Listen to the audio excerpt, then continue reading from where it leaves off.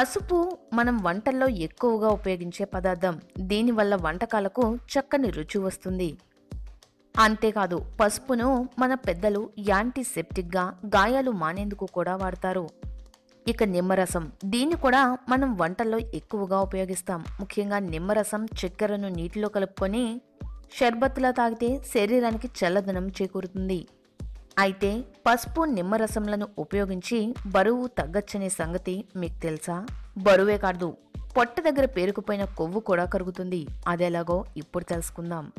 1 glass గోరువెచ్చని నీటిలో సగం నిమ్మ చెక్క రసాన్ని, 4వ వంతు టీ స్పూన్ పసుపును మిక్స్ చేయాలి. 2 మిక్స్ చేసిన తర్వాత కావాలనుకుంటే అందులో కొద్దిగా తేనె కలపచ్చు.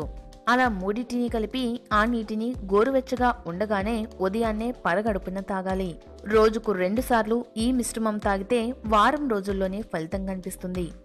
సన్నని మంట మీద 1 కప్పు పాలను బాగా వేడి చేయాలి. తర్వాత అందులో 1/2 టీ స్పూన్ నిమ్మరసం, 1/2 టీ స్పూన్ తేనె మిక్స్ చేయాలి.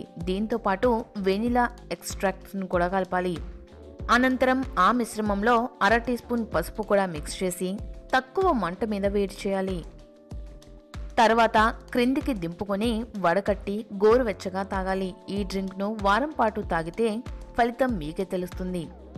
దీన్ని భోజనానికి ముందు లేదా భోజనం తర్వాతైనా తీసుకోవచ్చు. అధిక బరువును తగ్గించుకోవాలన్నా, కొవ్వును కరిగించుకోవాలన్నా పసుపు నిమ్మరసంను తరచూ ఆహారంలో భాగంగా చేసుకోవాలి. ఈ రెండింటిని సలాడ్స్ లో కూడా కలిపి తీసుకోవచ్చు.